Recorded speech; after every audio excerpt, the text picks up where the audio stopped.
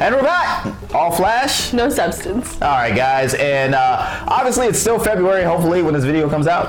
Black, y'all, and I'm black, y'all, and I'm blacker than black, and I'm black, y'all, and I'm black, y'all, and I'm black, y'all, and I'm blacker than black, and I'm black, y'all. I'm blickety black, blacker than black, I'm blacker than black, yo, because I'm black and I'm back. But we are celebrating Black History Month. Now, this week's top 5 is going to be the top 5 Black romantic comedies. Now, we do have Valentine's Day right around the corner. Hopefully, this video comes out before Valentine's Day. But if it's after Valentine's Day and you still have not seen your fill of romantic comedy films, you can see some Black ones. So, with that being said, Aspen, go first. Alrighty. My number 5. Number 5 is Brown Sugar. Really, Brown Sugar? Yeah. Okay. Yeah, I think I like it because they're like best friends and they become lovers. Yeah, that never works in real life. Don't ever do that. If you have a best friend that's really, really hot, I mean, you're gonna want to, but don't. In the movie, they totally manipulate it. Their like occupations or whatever. Yeah, there's I like the whole music vibe of that thing. You know, it's like with him like wanting to get a group together. You know, start a music label, and her being a reviewer. Yeah, I was like, I like that movie too. Didn't make my top 5. Okay. My number 4. Is Think Like a Man.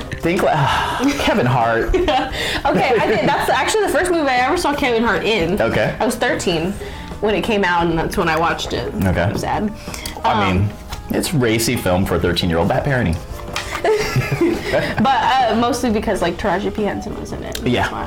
And her. Why?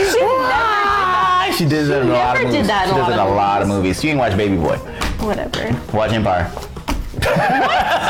Not even. Why? Whatever. Number 3 is Love and Basketball. Love and Basketball. That's a good pick. That's a good pick. Me and my cousins used to watch this movie all the time because we like religiously watched BET. Okay. I don't know why, but it was just a movie that came on all the time. So we just Baby Boy. But this one also had Sine Lathan? Is that how you say her first name? I think so. But she was for a time frame. She was in like every Black romantic comedy that came out. She was cast for all of them. She took Gabrielle Union's spot from the Black romantic comedies.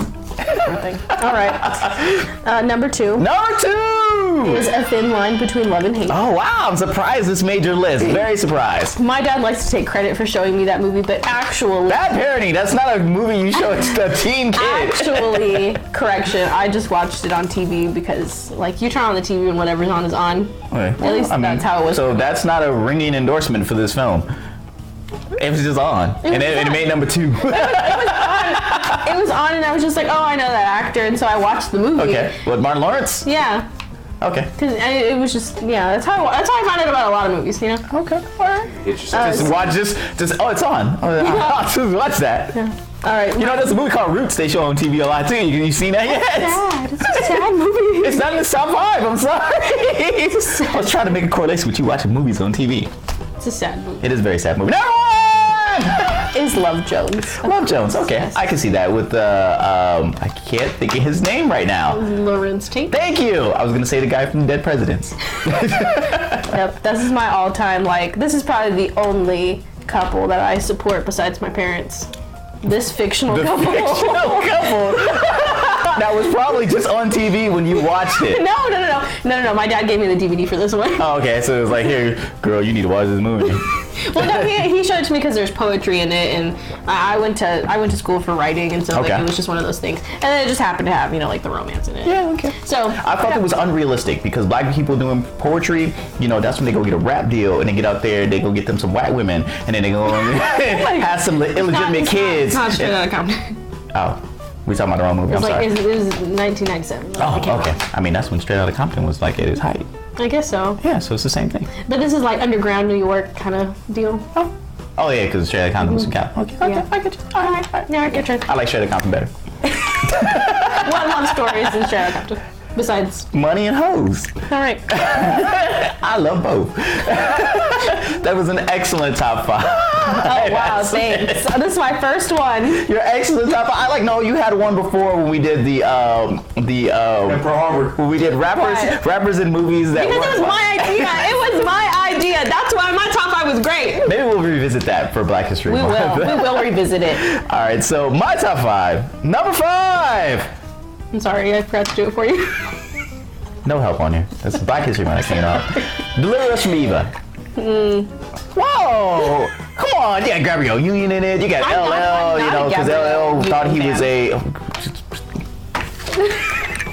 Every time. I ain't talking about your top 5. We're talking about my top 5. And Gabrielle Union, it deserves to be in all 5 of my list, but just wasn't enough movies for me to do that. But yeah, she did a great job in it, and it was I mean, she's always kind of tough and you know, free thinking and stuff like that, but this movie was her just being over the top tough and free thinking, and seeing how her family had to deal with her overbearingness and stuff like that. It was a really good movie. It was a fun movie, and it wasn't too lovey-dovey to where it make you sick and you're just like, I want this movie over with. Yeah, we're like depressed. Plus she's hot enough that it will make you sit through anything. Her and Paula Patton. Number 4! Sorry, I forgot again. You suck. Thin line between love and hate. Yeah. Yes, that's where this movie deserves to be, is at number 4. It is a good movie, but it is not a top film. Whatever. All right, look, it's great. I mean, it's it's got Martin Lawrence in it. It's got that dude from New Edition. Me too. Bobby Brown, I know it is. Don't pull my black card already, people. Come on. But yeah, it's like really getting to see Bobby Brown act was like, wow, I didn't know that he could say words. Interesting. Besides humping around and stuff like that and having this my prerogative thing on. But I mean, the movie was really, I mean, for a movie about somebody dealing with the consequences of mistreating somebody. Yeah. I mean, it was a romance at the beginning and then it turned into some starker stuff at the end, but dealing with the consequences being a player. So I thought that was a really good aspect to this movie. I mean, it's not something you would normally see in a romantic comedy. Yeah. I mean, you would just see it on Lifetime. Unless it's a Medea movie. Or a Medea movie. Number 3! Oh, sorry. Forgot again. You suck, man. Number 3, I'm gonna go Brown Sugar. I actually really love Brown Sugar. Like I said, the music aspect to it, and you know, I'm not gonna repeat all the things that I said with it, but it was a great film, and I actually was a long time ago, got to see it on a date, and that was the best thing that happened out of that date was seeing that movie. I don't know what it says about that girl. Oh. If you're out there. All right. Number 2, Boomerang. Okay, I almost put that one on my list. You suck. I'm sorry. I already threw your list away, but no. You got to Boomerang. You got to Boomerang has to be on the list. I mean, Eddie Murphy, come on. And it's like this was probably at the height of his career. I mean, it's like coming off all his stand-ups that he had done and no longer on Saturday Night Live. Mm-hmm. His movie career is on track. You know, we had to watch Vampire in Brooklyn, and yet we still went out to go see this movie. Yeah. Thanks for backing me up on that. But it was a great film, and it's when we got to kind of really get introduced to what is her name? What is her name from Catwoman? Thank you, Halle Berry. I was like, what the heck? I'm bad with names today. I'm reading all these black people's names. But it's the first time we really got introduced to Halle Berry, and I was like, oh my God, she was so cute and amazing at that time. Yeah, and like I said, did a really Grace Jones in this film. Who would have thought? All right, so that's gonna bring me to my number 1. Number 1. Okay, I did it. Finally. Sorry. Number 1. Coming to America. The king of all black romantic comedies. Who wrote your list? Coming to America. I mean, once again, Eddie Murphy back on my list again. Number 2 and number 1 gets out there. I mean, the story is. Well, see, I was gonna put an Eddie Murphy movie on there, but I was like, I already know. Eddie Murphy movie, the Eddie Murphy movie. I already knew that. The Eddie Murphy movie. You were going to have it on your list, so I was like, okay, I'm gonna take it off. Because I had Boomerang at number 5. But this movie is older than most people alive in this room. Offended.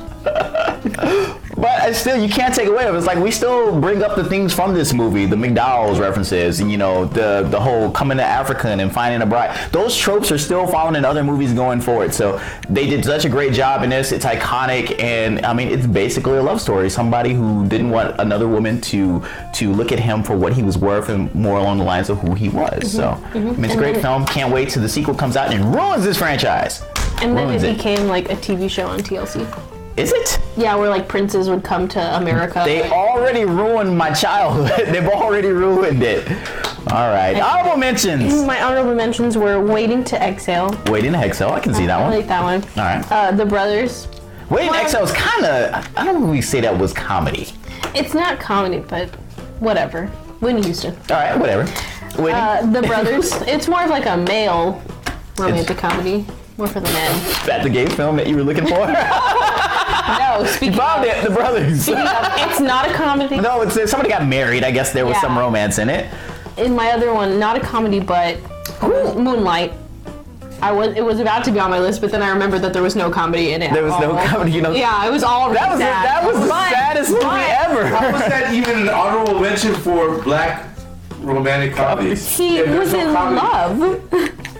Because that's how black people love each other. With violence. My honorable mentions that actually make sense. Whatever. Love Jones. I can't believe that's an honorable mention. It's an honorable mention, sorry. Didn't make my top 5. Next time, try to be hotter than Gabrielle Union. Just Right. I didn't like Just Right. I thought Just Right was fun, and it was just right. Oh my god. How Stella got her groove back. Yeah. You are no fun. Get Manny back over here. That's all right. We're just going to stop honorable mentions right now. Aspen, go ahead and take us home with your ho-hum self. I'm sorry. Killing Black History Month and everything. Nah. I'm probably more black than you. At least that's what Dad says. Only in the dark. What? Only in the dark. That's rude. All right. Well, I guess that's all we've got, right? Yeah, that's all we got. All right. Well, don't forget to like, subscribe, and comment. Tell us your stop laughing. Go ahead. Tell us your top 5. Please put some actual romantic comedies in the comments below and not her sad. They're hard to find, okay? Let me tell you the truth. Hard to find. Because how can you not put like 500... I have 10 of them here. How can you not put like 500 Medea movies? Those don't count. Please don't ever put them. I will block you if you put Medea movies in the comments. They do count if like she was like a sub character. Like I Can Do Battle by Myself. She didn't really come out too much. She only came out for the comedy. Don't do it. Don't do it. I was just saying. All right. So as always, guys, make sure you, like I said before, make sure you comment whatever your top 5 list is for this particular category. But make sure you like this video so that way we know that you like what we're doing and support us for Black History Month. Yeah. And if this is the first time for you guys on the channel, make sure you subscribe so that way you know about all the other films or all the other videos that we do on the channel. Not just black stuff. We do other things that deal with white people in movies too. Yeah. Make sure to turn those notifs on. There you go. All right, so for Manny, who is not here, somehow ditched us again, and Art over in the back, I'm Terrence. I'm Aspen. And I was the kids. Notoriously late. So we'd all like fucking stop watch it.